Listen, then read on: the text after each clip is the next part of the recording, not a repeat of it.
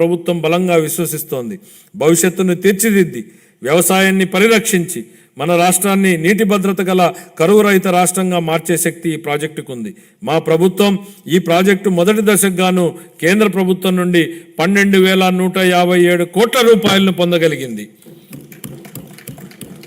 ఇప్పటికి 73% పురోగతిని సాధించిన ఈ ప్రాజెక్టు 2027 నాటికి పూర్తి కానుంది. గోదావరి జలాలు ఏటా 2,000 టీఎంసీల నీరు సముద్ర పాలవుతున్న పరిస్థితి ఓవైపు, నీరు లేక ఎడారిగా మారుతున్న రాయలసీమ ప్రాంతం మరోవైపు. వృధాగవుతున్న నీటిని సద్వినియోగం చేసుకుంటూ ఆంధ్రప్రదేశ్ను కరువు రహిత రాష్ట్రంగా మారుస్తూ రైతుల జీవితాలలో వెలుగు నింపే దిశగా బృహత్తరమైన పోలవరం బనకచెర్ల నదుల అనుసంధాన ప్రాజెక్టును మన గౌరవ ముఖ్యమంత్రి గారు శ్రీకారం చుట్టారు. దీనికోసం ప్రణాళికలు రూపొందించే ప్రక్రియ ప్రారంభమైంది. ఈ బృహత్తరమైన ప్రాజెక్టుకు అవసరమయ్యే 1,000 కోట్ల రూపాయలను సమకూర్చుకోవడానికి ఉన్న అన్ని అవకాశాలను గౌరవ ముఖ్యమంత్రి గారు అన్వేషిస్తున్నారు. దీనిలో భాగంగా గోదావరి నది నుండి 2,000 టీఎంసీల వరద నీటిని మళ్లించడం ద్వారా ఈ ప్రాజెక్టు సాకారం కావాలని, చంద్రబాబు గారి కలలు నిజమవ్వాలని మనం అందరం కోరుకుందాం. పెండింగ్ బిల్లుల చెల్లింపుతో పాటు సుపరిపాలన అందించడం వలన పలు ప్రాజెక్టుల పురోగతి మళ్లీ పట్టాలెక్కింది. వీటిలో హంద్రీ నివాస్ సుజల స్రవంతి ప్రాజెక్టు వెడల్పు చేసే పనులు ఇప్పటికే ప్రారంభమయ్యాయి. పూల సుబ్బయ్య వెలుగొండ ప్రాజెక్టు, చింతలపూడి ఎత్తిపోతల పథకం స్టేజ్ 2లోని బొడ్డేపల్లి రాజగోపాలరావు వంశధార ఫేజ్ 2 పనులు వివిధ దశల్లో ఉన్నాయి. 25-26 ఆర్థిక సంవత్సరానికి జలవనరుల శాఖకు 18,019 కోట్ల రూపాయల కేటాయింపును ప్రతిపాదిస్తున్నాను. పరిశ్రమలు మరియు వాణిజ్యం. గత ప్రభుత్వ ఉదాసీన వైఖరి మరియు అసంబద్ధ విధానాల వలన పరిశ్రమలు మూతపడడంతో ప్రజలు ఉద్యోగాలు కోల్పోయి అనేక కుటుంబాలు ఆర్థికంగా చితికిపోయాయి.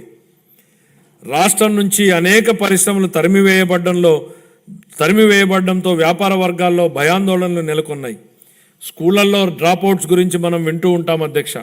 కానీ గత ప్రభుత్వంలో స్కూళ్ళల్లో విద్యార్థులు డ్రాప్అవుట్ సహజంగానే పెరిగాయి. ఇవే కాకుండా పరిశ్రమలు డ్రాప్అవుట్ అయ్యాయి, రాష్ట్రం నుంచి ఉద్యోగాలు డ్రాప్అవుట్ అయ్యాయి, పేదలకు ఉపాధి డ్రాప్అవుట్ అయింది.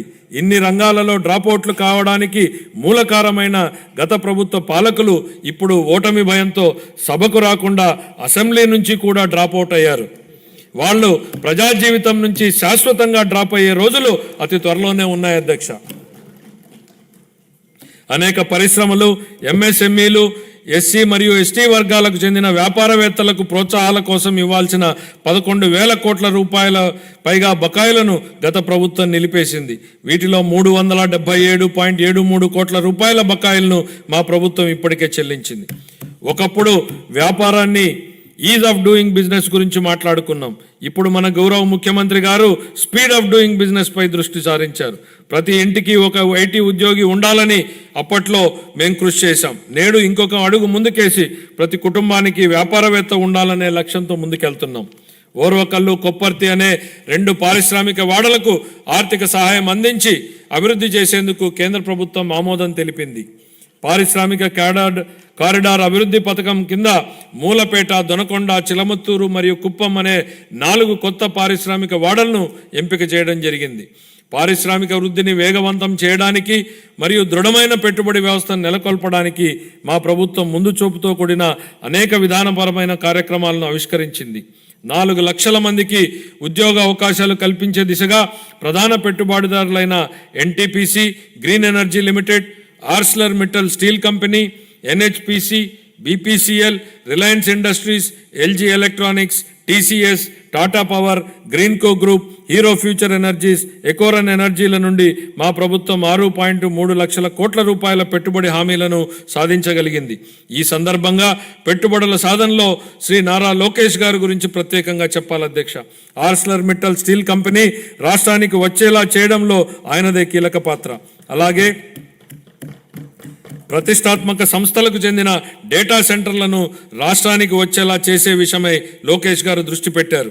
25-26 ఆర్థిక సంవత్సరానికి గాను పరిశ్రమలు మరియు వాణిజ్య శాఖకు 3,156 కోట్ల రూపాయలను కేటాయింపును ప్రతిపాదిస్తున్నాను.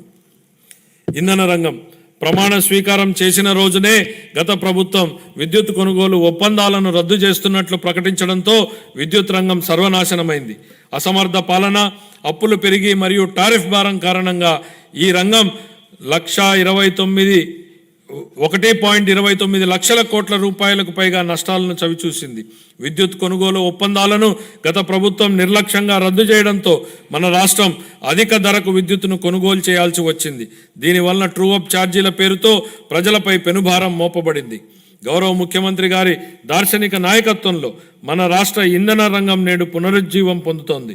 గ్రీన్ హైడ్రోజన్ ఉత్పత్తిలో 2030 నాటికి భారతదేశం యొక్క మొత్తం ఉత్పత్తిలో 1/3 సాధించాలనే ధ్యేయంతో రాష్ట్రాన్ని గ్రీన్ హైడ్రోజన్ హబ్గా మార్చడమే మా ప్రభుత్వ లక్ష్యం. Andhra Pradesh integrated clean energy policy 24 పునరుత్పాదక ఇంధన తయారీ జోన్ల ఏర్పాటు చేయడం ద్వారా ఇంధన రంగంలో పెట్టుబడులను ఆకర్షించి 7.5 లక్షల మందికి ప్రత్యక్ష మరియు పరోక్ష ఉపాధి అవకాశాలను కల్పించే ప్రయత్నాలు జరుగుతున్నాయి. 25-26 ఆర్థిక సంవత్సరానికి గాను ఇంధన శాఖకు 13,600 కోట్ల రూపాయల కేటాయింపును ప్రతిపాదిస్తున్నాను. రవాణా మరియు రహదారి భవనాల శాఖ గత పాలకుల నిర్లక్ష్యం వలన మరియు నిర్వహణ లోపం వలన రాష్ట్ర రహదారులు అధ్వానంగా తయారవడంతో పాటు ఉన్న మౌలిక సదుపాయాల పురోగతి కూడా కొన్ని సంవత్సరాలు వెనుకకు మరలింది. రహదారుల పునరుద్ధరణకు చేపట్టినటువంటి పాట్ హోల్ ఫ్రీ ఆంధ్ర గణనీయమైన పురోగతిని సాధించింది. మరమ్మతులు చేపట్టిన 20,059 కిలోమీటర్లలో 17,605 కిలోమీటర్ల మేర రహదారి పనులు కేవలం 3 నెలల వ్యవధిలో పూర్తి చేయడం జరిగింది. అదనంగా జిల్లా ప్రధాన కేంద్రాల నుండి మండల ప్రధాన కేంద్రాల వరకు మరియు వాటిని ఆనుకుని ఉన్న మండల ప్రధాన కేంద్రాల మధ్య 2 వరుసల రహదారి అనుసంధాన పనులు చేపడుతున్నాం. వీటిలో భాగంగా ఆంధ్రప్రదేశ్ మండల అనుసంధాన మరియు గ్రామ అనుసంధాన మెరుగుదల ప్రాజెక్టు మరియు ఆంధ్రప్రదేశ్ రహదారులు మరియు వంతెనల పునర్నిర్మాణ ప్రాజెక్టుల కింద 2,522 కిలోమీటర్ల రహదారి విస్తరణ పనులు మరియు 464 వంతెన పునర్నిర్మాణ పనులు ఉన్నాయి. 25-26 ఆర్థిక సంవత్సరానికి రవాణా రహదారులు మరియు భవనాల శాఖకు 8,785 కోట్ల రూపాయలను కేటాయింపును ప్రతిపాదిస్తున్నాం. పర్యాటక మరియు క్రీడలు మరియు సంస్కృతి ఆంధ్రప్రదేశ్ పర్యాటక విధానం 24-29 ద్వారా మా ప్రభుత్వం పర్యాటక రంగానికి పరిశ్రమ హోదాను కల్పించడం జరిగింది. అత్యంత పర్యావరణ ప్రమాణాలతో కూడిన ప్రతిష్టాత్మక బ్లూ ఫ్లాగ్ సర్టిఫికేషన్ను ఋషికొండ బీచ్ నిలుపుకుంది. దీనికి తోడు అఖండ గోదావరి, గండికోట వంటి ఐకానిక్ పర్యటన ప్రాజెక్టులు పర్యాటకానికి అగ్రశ్రేణి గమ్యస్థానంగా రాష్ట్రం యొక్క ఖ్యాతిని ఇనుమడింపజేస్తున్నాయి.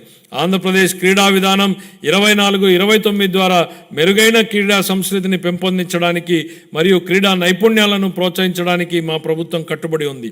క్షేత్రస్థాయి క్రీడాకారులను ప్రోత్సహించి వారి క్రీడా శిక్షణను మెరుగుపరచడం ద్వారా మన రాష్ట్రాన్ని క్రీడా ప్రతిభకు ప్రముఖ కేంద్రంగా నిలబెట్టడమే ఈ క్రీడా విధానం యొక్క ముఖ్య ఉద్దేశం.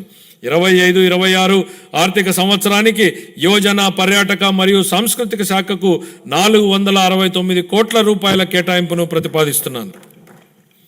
గృహ మంత్రిత్వ శాఖ గత ప్రభుత్వం అనుసరించే విధానాల వలన పోలీసు బలగాల స్థైర్యంపై దెబ్బతీశాయి, వారి సామర్థ్యాన్ని కుంగదీశాయి. దీని ఫలితంగా రాష్ట్రంలో అరాచకం రాజ్యం చేసింది. మాదక ద్రవ్యాలు అడ్డు అదుపు లేకుండా తాండవించాయి. పోలీసు బలగాల ఆత్మస్థైర్యాన్ని పెంపొందించడం కోసం 920 కోట్ల రూపాయల మేర పేరుకుపోయిన బకాయిల నుండి 250 కోట్ల రూపాయల బకాయిలను ఇటీవలే చెల్లించాం.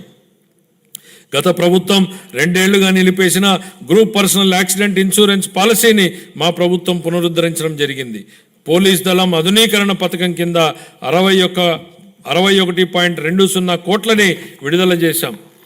శాంతి భద్రతలను బలోపేతం చేయడానికి మరియు ఉపాధి కల్పించడానికి 6,100 మంది పోలీసు కానిస్టేబుళ్ల నియామ ప్రక్రియ జరుగుతోంది. గంజాయి, ఇతర మాదక ద్రవ్యాల సాగు మరియు వీటి అక్రమ రవాణాను నిరోధించడానికి elite anti narcotic group of law enforcement ఈగల్ను మా ప్రభుత్వం ఏర్పాటు చేయడం జరిగింది. సైబర్ నేరాల ముప్పు పెరుగుతుండడంతో ప్రతి జిల్లాలో ఒక సైబర్ పోలీస్ స్టేషన్ని ఏర్పాటు చేయడానికి ప్రణాళికలు రూపొందించడం జరుగుతోంది. పోలీసు శాఖను మరింత చురుగ్గా తీర్చిదిద్దేందుకు వాహనాల కొనుగోలుకు మా ప్రభుత్వం కృషి చేస్తోంది.